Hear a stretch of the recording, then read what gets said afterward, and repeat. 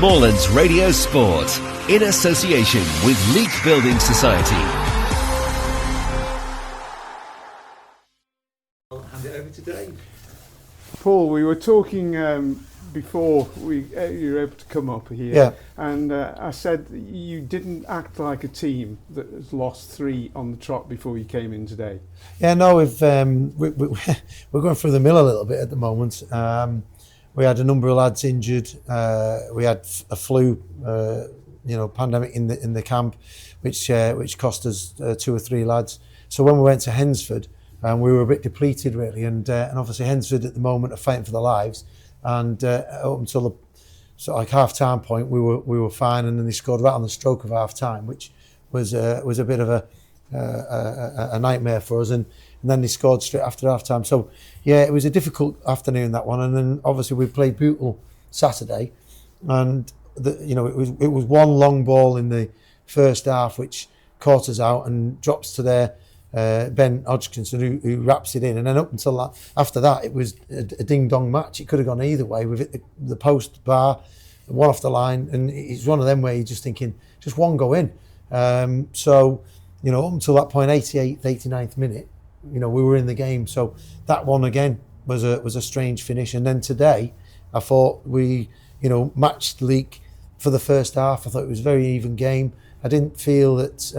I thought we were frustrating Leek a lot more, because I think Josh wanted Trickett Smith to get in that hole, and he did it once and caused us a problem. But we closed it up. I got the left back to track in there, and when the opposite side went in, I got the right back to track in there, and it really frustrated Leek. And then they resorted to long balls that 5 was pinging across, and we killed with that.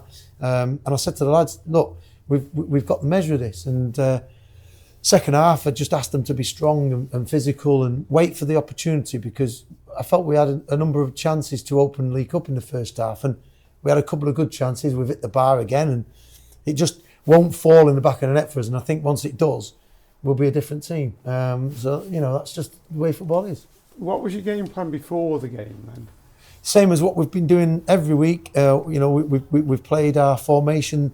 We've got the 2 wide lads who support Cockerline, and Danny picking up the seconds, and we're quite a rigid side. We don't genuinely give too much away, but it just seems that we've had to chase games, and then we've ended up giving another goal as we've chased games, and for whatever reason at the moment we can't seem to finish that opportunity that we get, which puts us in the lead, and then it just changes the game. And today was another case of that, where once that first goal went in, and by the way, I'm not one of the managers that complains about referees or linesmen, but that was a clear throw into us that the linesmen then give to Leek. They've thrown it on the park really quick, one ball over the top, and Gracie's finished well, and that goal has completely opened up the game and changed our demeanour in how we've been competitive. It seemed to just sort of like drain us a bit, and I think that sort of thing can happen when you're not on a good run, or you're not goal scoring, and it's just one of those periods where we've got a good squad of lads. I'll never do them down. I feel they're going through it themselves, as we are as a management team, and this is a time when once you get a positive result, once you get a positive something, things change for you, and you've just got to ride the storm.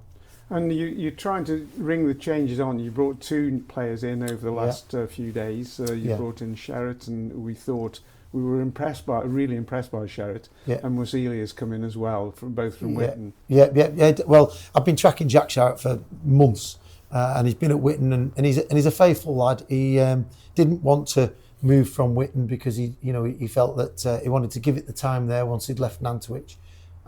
So I just kept tabs with it, so he still wasn't playing, and in the end he contacted me and said, look, I'm leaving Witten, are you still interested? And I snapped his hand off it. He's not match fit. He's been sat around, obviously he's lost a bit of sharpness, but today he looked like he was something like, and he's going to come on leaps and bounds, and he's a big signing for us. And obviously Joe Maswali, who again hasn't been getting game time at Witten. Criminal, really, when you think of the 2 players that they are. And I thought he had a great debut. And again, he's not match fit. So I think it's exciting times for us with those 2 coming into the camp. We've got a number of other lads that we've brought in from Vale that haven't had a shirt today. So, we're not going to worry too much about stuff. Obviously, we need to start picking some points up, but I think we've got enough in our camp to think that we've got enough about us to go and get what's required, and I think we should be okay. I know it's a lot of the season still to go, but are you worried about maybe getting into a relegation dogfight? No, not at all. I don't think we need to be thinking about that at this moment in time. We started well. I think we've just got to get a flow going. I think we've got to settle down again. There's been a couple of changes in the squad and certainly in the 11.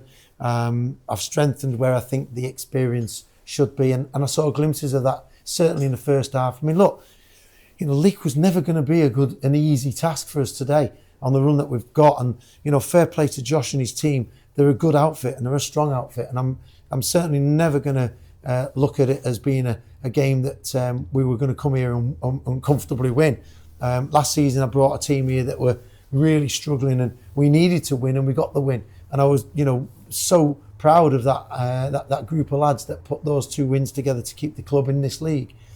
We're not at that stage this season. We're in games. If we weren't in games, I'd be more concerned. It's just about us getting that positive, moment, if you like, to just turn us around, to give us that little bit of a lift of shoulders. And I think it'll come. We've just got to knuckle down together as a group, keep the group strong, and I'm sure we'll be fine. And I'm sure that most people here as a neutral would say that you had enough of that game to show that you've got things to do in the league, and you'll improve in the league. Yeah, most definitely. It's a tough league. It's not an easy league, and we're finding it just a little bit tough at this moment in time. But yeah, we've shown it, but we've not come away with anything. And it's a results business, so I'm fully aware of that. And we need to make sure that over the course of January we put a couple of wins together, just to get us away from that area that we've just spoke about. And then we're not thinking February, March, crikey, we're in a fight. I think we've got enough about us to not think that, but we need to get some points quickly. But Leek is always a special place for you to come to, isn't it?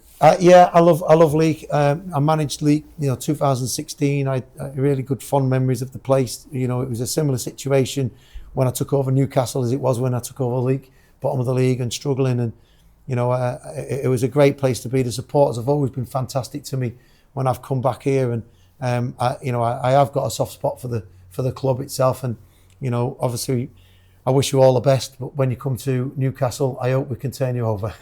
It's not turning me over, because we're not connected with Leek. But, yeah, of course. But thanks very much for your time, Paul.